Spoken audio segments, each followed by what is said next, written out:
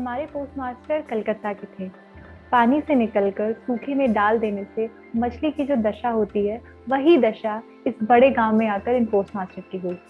एक अंधेरी आटचाला में उनका ऑफिस था। पास ही काई से घिरा एक तालाब था, जिसके चारों ओर जंगल था। कोठी में गुमाश्ते वगैरह जितने भी कर्मचारी थे, उन्हें अक्सर फुर्सत नहीं रहती। न ही वे शिष्टजनों से मिलने जुलने के योग्य ही थे। खास तौर से कलकत्ता के बाबू ठीक तरह से मिलना जुलना भी नहीं जानते थे। नई जगह में पहुंचकर वे या तो उद्धत हो जाते हैं या अप्रतिभ। इसलिए स्थानीय लोगों से उनका मेल जोल भी नहीं हो पाता। इधर काम भी ज्यादा नहीं था। कभी कभी एक आध कविता लिखने की कोशिश करते, उनमें इस प्रकार के भाव व्यक्त करते। दिन भर तरु पल्लवों का कंपन और आकाश के बादल देखते देखते जीवन बड़े सुख से कट जाता था। लेकिन अंतर्यामी जानते हैं कि यदि अलिफ लैला का कोई दैत्य आकर एक ही रात में तरु पल्लव समेत इन सारे पेड़ पौधों को काट कर पक्का रास्ता तैयार कर देता और पंक्तिबद्ध अट्टालिकाओं द्वारा बादलों को दृष्टि से ओझल कर देता, तो यह मृत प्राय भद्र वंशधर नवीन जीवन लाभ कर लेता। पोस्टमास्टर को बहुत कम तनख्वाह मिलती थी। अपने हाथों का बनाकर खाना पड़ता और गांव की एक मात्र पितृहीन अनाथ बालिका इनका काम काज कर देती। उसको थोड़ा बहुत खाने को मिल जाता। लड़की का नाम था रतन। उम्र 12-13। उसके विवाह की कोई विशेष संभावना नहीं दिखाई देती थी। शाम को जब गांव की गौशाला से कुंडलाकार धुआं उठता, झाड़ियों में झिंगुर बोलते, दूर के गांव में पियक्कड़ बालों का दल ढोल करताल बजाकर ऊंचे स्वर में गीत छेड़ देता, जब अंदर बरामदे में अकेले बैठे बैठे वृक्षों का कंपन देखकर कवि हृदय में भी ईर्षित हृतकंप होने लगता, तब कमरे के कोने में एक टिमटिमाते हुआ दिया जलाकर पोस्टमास्टर आवाज लगाते, रतन। रतन दरवाजे पर बैठी इस आवाज की प्रतीक्षा करती रहती, लेकिन पहली आवाज में अंदर नहीं आती। वहीं से कहती, क्या है बाबू, किस लिए बुला रहे हो? पोस्टमास्टर कहता, तू क्या कर रही है?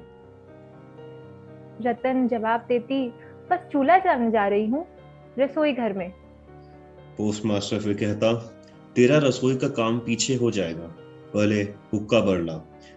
थोड़ी देर में अपने गाल फुलाए चिल्लम में फूंक मारती मारती रतन भीतर आती।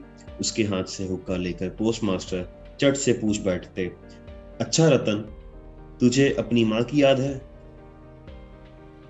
बड़ी लंबी बातें हैं। बहुत सी याद है, बहुत सी याद नहीं भी। माँ की अपेक्षा पिता उसको अधिक प्यार करते थे।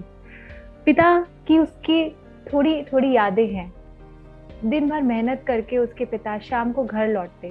भाग्य से उन्हीं में से दो एक शाम की याद उसके मन में चित्र के समान अंकित है। उन्हीं की बात करते करते धीरे धीरे रतन पोस्टमास्टर के पास जमीन पर बैठ जाती। उसे ध्यान आता, उसका एक भाई भी था। बहुत दिन पहले बरसात में एक दिन तालाब के किनारे दोनों मिलकर पेड़ की टूटी हुई टहनियों की बंसी बनाकर झूठ मूठ मछली पकड़ने का खेल खेला करते थे। अनेक महत्वपूर्ण घटनाओं की अपेक्षा इसी बात की याद उससे अधिक आती थी। इस तरह बातें करते करते कभी कभी काफी रात हो जाती। तब आलस के मारे पोस्टमास्टर को खाना बनाने की इच्छा ही नहीं होती। सवेरे की बासी तरकारी रहती और रतन झटपट चूल्हा जलाकर कुछ रोटियां सेक लाती। उन्हीं से दोनों रात्रि भोजन का काम चला लेते। कभी कभी शाम को उस बृहद आठ चाला के एक कोने में ऑफिस की काठ की कुर्सी पर बैठे बैठे पोस्टमास्टर भी अपने घर की बात चलाते, छोटे भाई की बात, माँ और दीदी की बात, प्रवास में एकांत कमरे में बैठकर जिन लोगों के लिए हृदय कातर हो उठता उनकी बात, जो बातें उनके मन में बार बार उदय होती रहती, पर जो नील कोठी के गुमाश्तों के सामने किसी भी तरह नहीं उठाई जा सकती।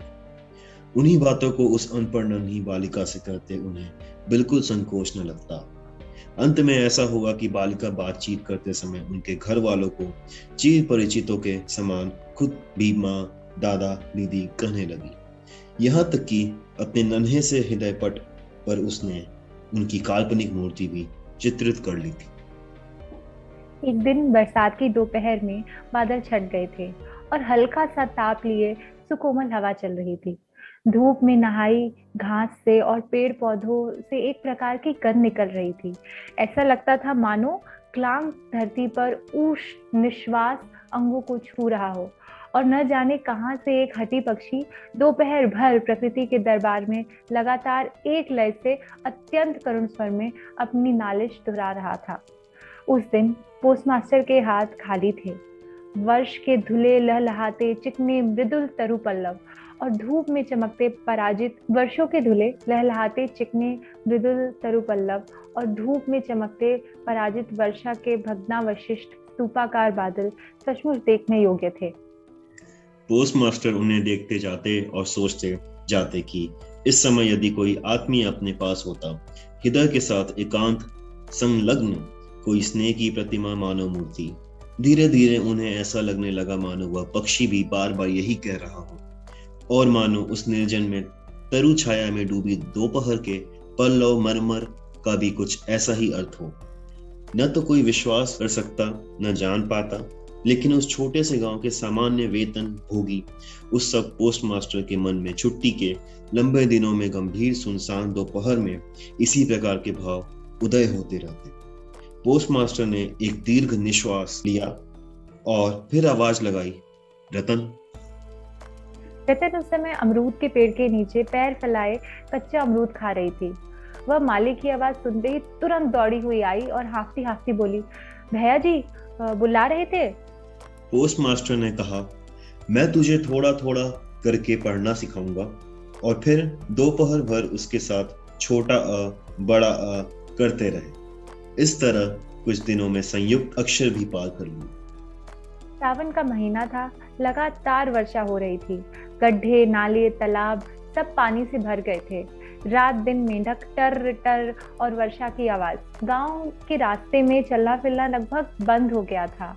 हाट के लिए नाव में चढ़कर जाना पड़ता। एक दिन सवेरे से ही बादल खूब घिरे हुए थे।